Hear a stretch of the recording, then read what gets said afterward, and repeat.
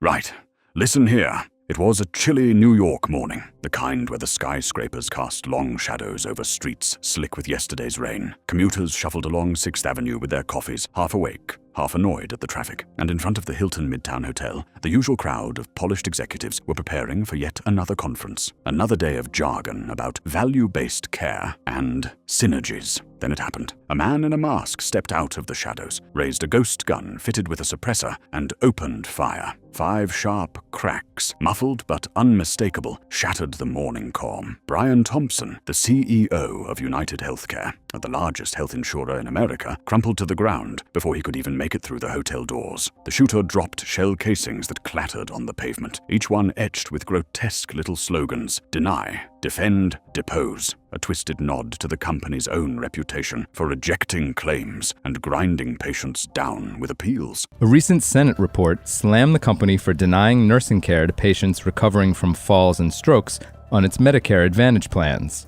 Panic erupted. Sirens wailed. Within minutes, Thompson was rushed to Mount Sinai Hospital, where he was pronounced dead. And almost instantly, the chaos leapt from the streets of Manhattan to the glowing screens of Wall Street. By the time the market opened, United Health shares had plunged 8%, wiping out $42 billion in value before most of America had even finished their cornflakes. Traders fumbled over their phones, analysts scrambled for words, and the company that had long seemed untouchable suddenly looked fragile, vulnerable in a way that no earnings call could explain. This murder was a sign, a public execution of the man running an empire that controls who gets healthcare in America. To furious patients, Thompson was a symbol. To Wall Street, he was the steady hand steering a $550 billion ship. To the wider public, his death raised a chilling question. Had rage at America's healthcare system boiled over into unwarranted violence? And yet, as shocking as the assassination was, it didn't happen in a vacuum. It was the climax of decades of resentment against a company that had grown from a small startup into one of the largest corporations on Earth, a company that made fortunes for investors, while apparently denying millions of ordinary Americans the care they needed. So today, we're going to tell the story of how UnitedHealthcare built its empire, how that empire was shaken by one man's act of violence, and what the bloody aftermath means for Wall Street, for patients, and for the future of healthcare in America. Before we dive deeper, do us a favor, hit that subscribe button. Many more stories left to be told.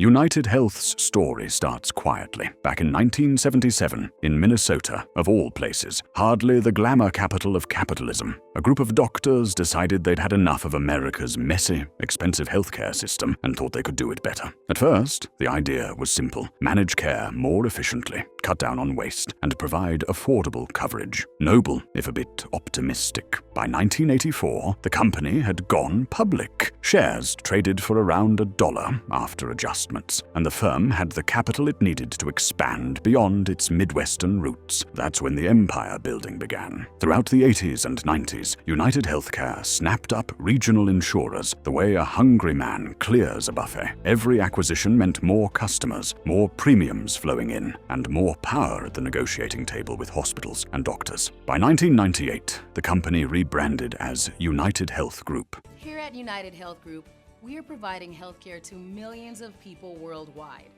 Our family of businesses is committed to introducing innovative approaches, products, and services that can improve personal health and promote healthier populations in local communities. Signaling it wasn't just about selling insurance anymore. It was becoming something bigger, and bigger it did become. The masterstroke was the creation of Optum in 2011. Officially, Optum was a health services division. In practice, it was United's second head, a profit machine that did everything from running pharmacies to crunching mountains of patient data. Optum manages 10% of all US prescriptions. It operates vast physician networks. It even runs data systems that hospitals depend on to process claims. Together, UnitedHealthcare and Optum formed a two-headed giant. One side took premiums from 50 million Americans. The other side provided the services, the drugs, and the infrastructure those same customers relied on. A closed loop. Money came in from one pocket, went out the other, and somehow ended up back in United's hands. By 2024, that loop generated revenues topping $500 billion, larger than the GDP of countries like Ireland, Norway, or Thailand. UnitedHealth's market cap hit $550 billion at its peak, making it the largest healthcare company in the world. But here's the catch. Empires like this are built on efficiency. And in healthcare, efficiency often means saying no. UnitedHealth had a habit of denying claims at staggering rates. Roughly 1 in 3 was rejected, often by algorithms that cared little for nuance. Well, I worked for UnitedHealthcare for maybe 9 months. Here's my story. I worked in the medical claims department and went through training for about 2 to 3 months to get out on the claims rep floor, and was taught so many different ways to deny. To Wall Street, this was smart business. To patients, it was cruelty dressed up in actuarial tables. And resentment grew. Every denied cancer treatment, every out-of-pocket bill that left families bankrupt, every appeal that dragged on for months, all of it chipped away at United's image. The company had become too big to ignore and too powerful to escape. Now, before you think I'm glorifying the NHS back home, don't. We've got our own mess. Wait lists longer than a queue at Greg's on a Saturday morning, hospitals crumbling like old shortbread, and staff overworked to the bone. But at least when the doctor says you need treatment, the fight isn't with an algorithm. Over in America, families spend nights pacing kitchens, wondering if their insurer will approve life-saving drugs. And too often, the answer is no. That's the fragile foundation UnitedHealth was built on. Massive profits, yes, but at the cost of trust. For decades, the resentment simmered, until one morning in December, it boiled over onto the pavement outside a New York hotel.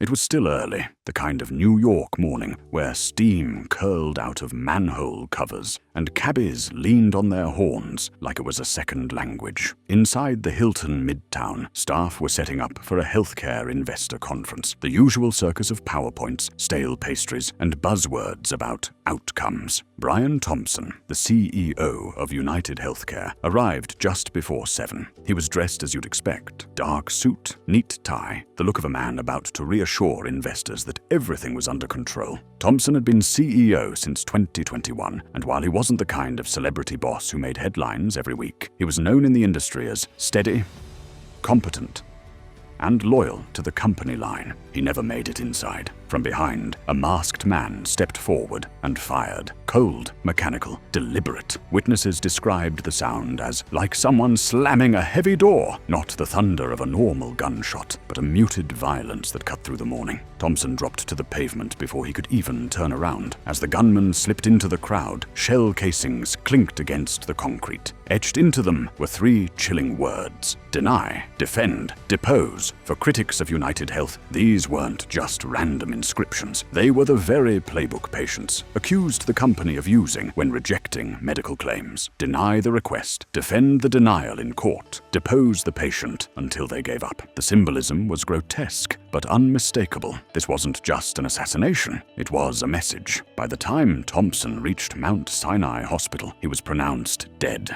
And by the time the news reached Wall Street, chaos had already begun. UnitedHealth's stock tanked in pre-market trading, down 8% before the opening bell. $42 billion in value evaporated in less than an hour. Traders called it headline risk, as if a man bleeding out on 6th Avenue were just another line in a spreadsheet. On social media, the reactions were split. Horror from colleagues and grim satisfaction from patients who felt crushed by UnitedHealth's bureaucracy. Posts read like confessions. They denied my chemotherapy 3 times. My father died waiting for approval. And now, in a twisted turn, some were calling the shooter their avenger. I'll tell you what, back home, our scandals involve MPs fiddling their expenses or a minister resigning after being caught with their trousers down. Maybe an immigration problem. In America, now the real issue with healthcare is actually the cheap fast food and oversized meals you call lunch. There's no reason to eat for 3 people, especially when it'll cost extra in healthcare down the road. We Brits may moan about the NHS endlessly, but at least nobody's resorting to violence in the street. The thing is, markets don't price morality, they price risk. And suddenly, UnitedHealth wasn't just a company with rising costs and regulatory headaches. It was a company with a variable social factor.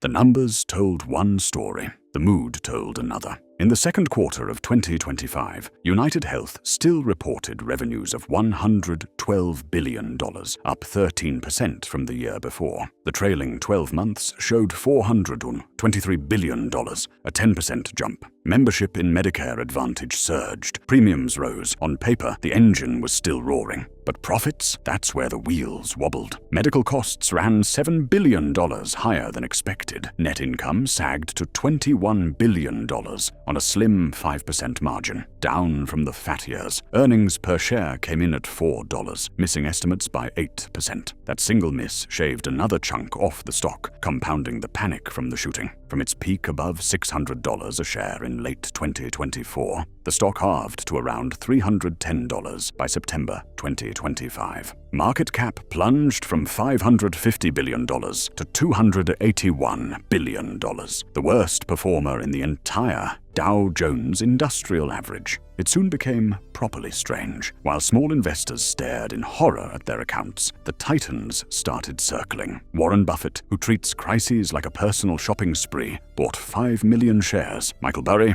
yes, the big short chap, snapped up call options, betting the hysteria had gone too far. To them, the assassination wasn't the end. It was the kind of bloody chaos where fortunes are made. Inside UnitedHealth, though, it was a different story. Executives pulled their biographies off the company website. Offices went into lockdown. Travel was restricted. Some employees whispered about copycat risk. For a company that sold the idea of stability, it suddenly felt like a very dangerous place to work. Absolutely horrendous sign of where society is, if you ask me. No law-abiding citizen in America should have to be concerned for their own well-being like this. Think about that. One day you're bragging at a dinner party that you work for the world's largest insurer. The next, you're easily panicked over small noises. That's not exactly what HR puts in the recruitment brochure. And yet, beneath the fear, the machine kept humming. Premiums were still collected. Claims were still processed. Optum still churned out operating margins over 20%, feeding billions into the parent company's coffers. On the balance sheet, UnitedHealth still had $32 billion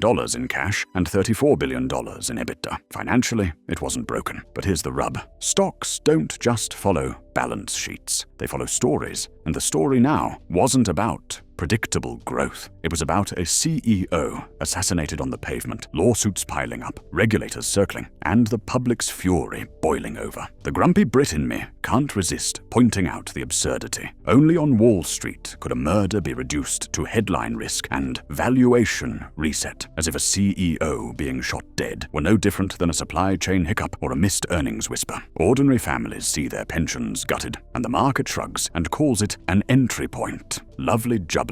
This is where the paradox begins. On the surface, UnitedHealth remained one of the most powerful companies in America, but underneath, confidence had cracked. The empire was still standing, yes, but its foundations had started to tremble.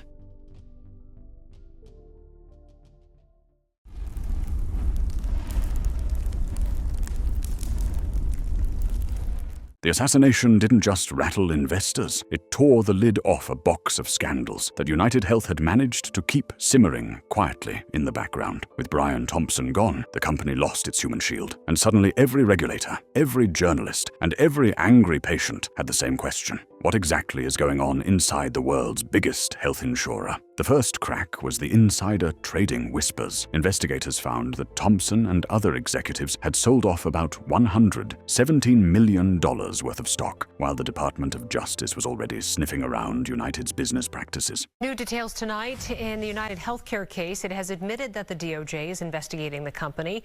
That confirmation coming down this morning. Perfectly timed, perfectly legal on paper, but it smelled worse than week-old fish left out in the summer sun. Selling while under investigation, investors began to wonder whether leadership knew trouble was coming and decided to cash out before the storm hit. Then came the lawsuits. Some healthcare providers are now using artificial intelligence to predict whether your claim will be denied. UnitedHealth had been leaning heavily on AI systems to process claims, algorithms that could approve or deny treatments in seconds. From the investor's point of view, this was efficiency. From the patient's perspective, it was a cold, digital rejection slip. 1 in 3 claims was denied, not delayed, denied. Cancer patients were told no. Seniors were denied therapies prescribed by their doctors. Families ended up in court just to argue for treatments their doctors said were necessary. It wasn't just the denials, it was the way the machine worked. The algorithm didn't explain itself. It didn't argue. It just said no. And then it was up to patients, already sick, stressed, and out of money, to appeal. Imagine having to fight an invisible robot bureaucracy when you're trying to survive chemo. It's enough to make you want to smash your computer screen. And then came the cyber attack. In early 2024, United's subsidiary Change Healthcare was hacked, freezing billions in medical payments. Doctors, hospitals, pharmacies, all of them suddenly stopped getting paid. The outage dragged on for weeks. The estimated cost? More than $2 billion in remediation. Providers were furious. Some small practices nearly went under.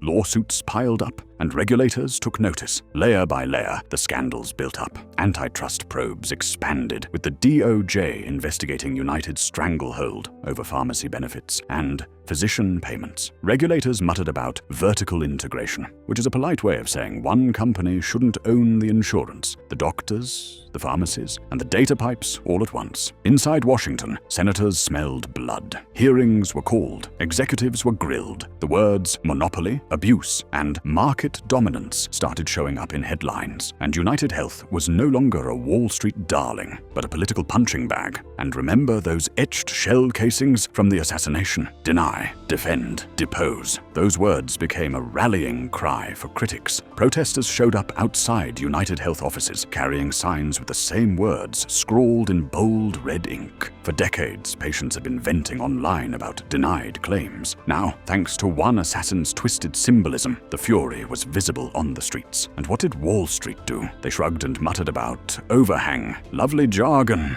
Overhang. The shooting hadn't created the problems. It had simply dragged them all into the light at once, and that light was blinding.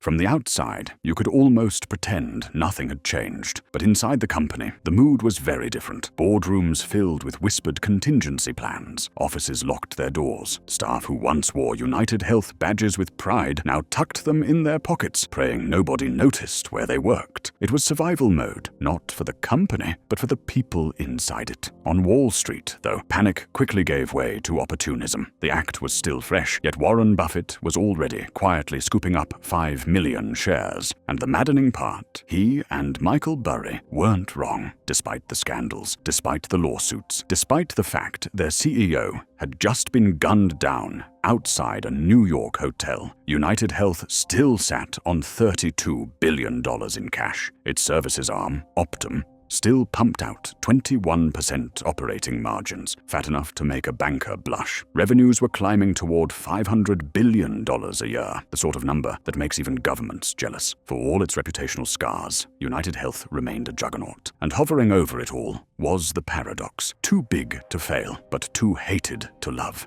Investors knew UnitedHealth wasn't going anywhere. You don't dismantle a company that covers 50 million Americans without causing a national meltdown. The US healthcare system is practically welded to United's infrastructure. But hatred has consequences. It drags on share prices, invites regulators, and scares off the kind of talent who'd rather not need a bodyguard just to run a health insurer. So where does that leave us? In September 2025, the stock sat around $310, down 40% year to date. Market cap sliced nearly in half. Worst performer in the Dow, and yet whispers of recovery were already swirling. Forecasts of 2026 earnings rebounding to $20 per share. Projections of revenues topping $500 billion by 2027. Optimists argued the storm would pass, that United's cash flows were too strong, its market share too entrenched. Pessimists, meanwhile, warned this was the beginning of a slow decline. The assassination had ripped away the company's invisibility cloak. Now everyone could see the flaws, the denied claims, the monopoly structure, the political risks, and once seen,